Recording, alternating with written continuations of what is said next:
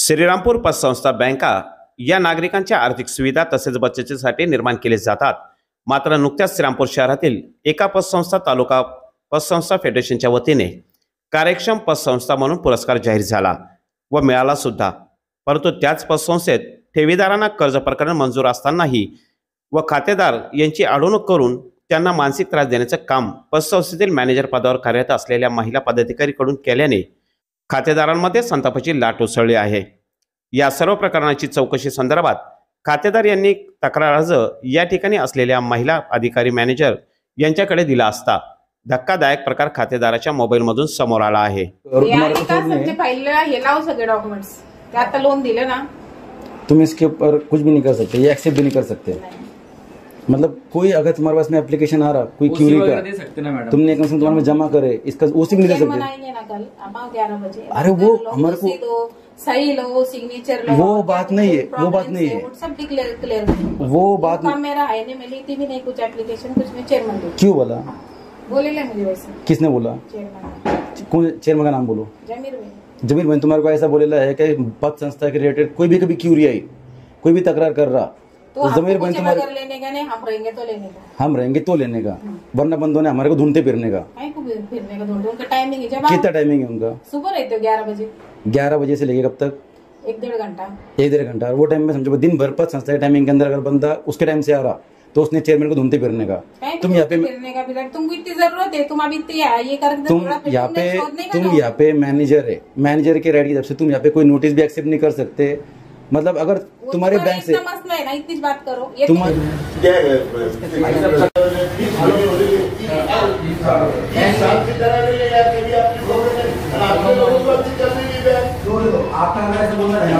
याविषयी खातेदाराने आपल्या 3दा झालेल्या अनुभवाची तीव्र प्रतिक्रिया मोहसिन शेख यांनी दिली व कार्यक्षम पुरस्कार बद्दल आश्चर्य असल्याचे सांगितले. आज दरअसल हम लोग दोनों जो भाई है अमानत पत संस्था में गए थे. हमारा काफ़ी दिनों से वहाँ पे अकाउंट है. पत संस्था से हम लोग काफ़ी बार लोन देते हैं. कई बार पत संस्था के जो स्टाफ है, मैनेजर वगैरह, उनसे तकलीफ देने की कोशिश की गई उनके तरफ से. अब मैं आपको थोड़े में अगर समझाना है करके, तो मेरे साथ में 3 बार ऐसी जिसको बोलेंगे गलत हरकतें, गलत चीज़ें अमानत पत संस्था के अंदर जो स्टाफ है उनकी तरफ से हुई. पहला मैं आपको बताना चाहूँगा 1 नंबर का कि जब हम पहली बार लोन लिया तो जैसे 5-5 हज़ार रुपये कट करते हैं, इसके लिए हमने 5 हज़ार रुपये डिपॉजिट कट हुआ. दूसरी बार हम लोगों को जब लोन मिला तो मैंने मैनेजर मैडम से पूछा कि हम लोगों को इस बार भी क्या हर बार 5 हज़ार रुपये कट होते हैं क्या? मैनेजर मैडम ने बताया कि एक बार आपके कट हो गए, अगले लोन के अंदर आपका कट नहीं होगा. फिर से मैंने सेकंड बार लोन के लिए अप्लाई किया. उन्होंने फिर से सेकंड बार के लिए अमाउंट कट कर दी. मैं जब जाके उनसे पूछा कि यार आपने जो जबान दी थी, आपने बताया था आपके रूल्स के अंदर करके ऐसा कि दूसरी बार के अंदर आपके डिपॉजिट अमाउंट कट नहीं होगी, तो उन्होंने हंस दिया. यार वो चीज़ मेरे हाथ में नहीं रहती, आपको जो भी कुछ आपकी तकरार रहेंगी मैनेजर से जाके बात करो. मैं उस वक्त याकूब बागवान साहब से, जो मैं चेयरमैन है, मैनेजर चेयरमैन साहब यहाँ पे, उनसे बात की तो जाने दो, बोले हमारी तरफ देखो और छोड़ दो चीज़ों करके. नहीं कि चीज़ें होती रहती. पहली बार मैं ये चीज़ छोड़ दी. दूसरी बार ऐसा हुआ, अभी हम लोग थोड़ा बैंकिंग की मालूमात होने की वजह से अपने सिविल के लिए बहुत डरते हैं, तो हमारा हमेशा बैंक के साथ में व्यवहार जो रहा है वो अच्छा रहा है माशाल्लाह. तो पूरा जो खाता अपना अच्छी तरीके से चालू है, हम लोग अमाउंट वगैरह भर रहे हैं, रोज़ हफ्ता भर रहे हैं जो उनका ये. अचानक से हमें मालूम पड़ता है कि वार्ड नंबर 2 के अंदर हमारे दोनों भाइयों की नाम की नोटिस घूम रही है कि हमने बैंक के पैसे नहीं भरे. शॉकिंग होता है. हमारे जो रिलेशन वाले दोस्त लोग हैं उनसे हमारे को फ़ोन आना चालू होते हैं, तुम्हारे नाम की नोटिस घूम रही है. हम लोग जब बैंक में जाके कुछ देर के आदमी फिर बंदा नोटिस लेकर आता है, हम लोग बैंक में जाके जब पूछते हैं कि ऐसा क्यों हुआ, तो पता चलता है कि जो कलेक्शन एजेंट है जो हमारे पास में आता था कलेक्शन करने के लिए, 3 महीने से उन्होंने वो डिपॉजिट ही नहीं किया, ऐसा मैनेजर का बोलना है. तो उनसे क्वेश्चन किया हमने कि 3 महीने से अगर वो डिपॉजिट नहीं कर रहा है, अगर वो बंदा भाग गया होता तो आप कर क्या रहे हो? बुक में एंट्री, हमारे पास में सब कुछ एंट्री है, हमारे को हर रोज मैसेज आ रहे हैं, हर रोज आपके बैंक की तरफ से हमको मैसेज गिरता है पेमेंट जमा होने का, तो आप ऐसा कैसे कर सकते हो? ठीक है. फिर इतना होने के बाद में भी मैनेजर अपने चेयरमैन साहब है, उन्होंने फिर से बीच में आकर नहीं किया कि भाई ठीक है जाने दो, अपने बैंक की अपनी पद संस्था है, जाने दो, छोड़ दो, हमारे मुंह की तरफ देखो. फिर भी छोड़ दिया. ठीक है. तीसरी बार आज मामला ऐसा हुआ साहब कि हम लोगों ने शायद से तीसरी बार लोन के लिए अप्लाई किया था. हर लोन में ये चीज़ हो रही है अमानत के साथ में. तीसरी बार हमने लोन के लिए अप्लाई किया तो हमारा लोन 50-50 हज़ार रुपये का जो है वो मंजूर हुआ अमानत के अंदर. मंजूर प्रकरण है, मीटिंग के अंदर सैंक्शन हो गया।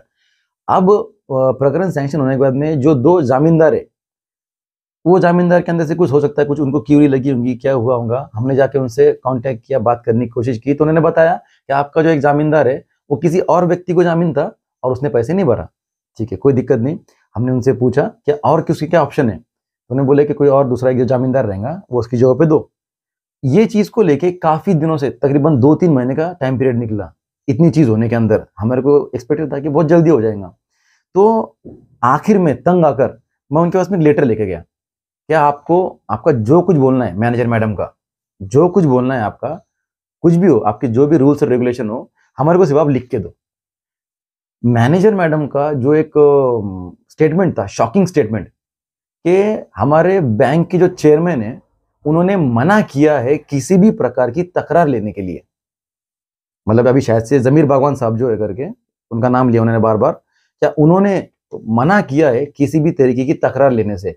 अब मैं एक बात पूछना चाहूंगा साहब, क्या कुछ दिनों पहले इनको कार्यक्षम पद संस्था पुरस्कार वगैरह भी कुछ मिला है, अगर फिर ये तकरार ही नहीं ले रहे किसकी, फिर शायद से ऊपर यही बता रहे हैं क्या हमारे बैंक में सब कुछ अच्छा चालू है, इस तरीके से चालू है।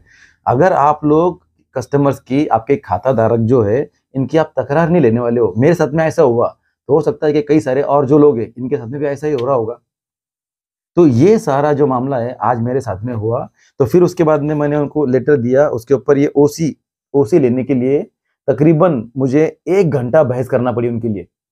फिर चेयरमैन वगैरह सब लोग आए और उसके बाद में उन्होंने मुझे ओसी दी। अब इसके बाद में आगे क्या करते हैं, मेरा लोन क्यों रुका है, क्या रुका है, वो क्या उसके इफ एंड बट्स है, वो आगे क्या होगा वो तो अल्लाह जाने।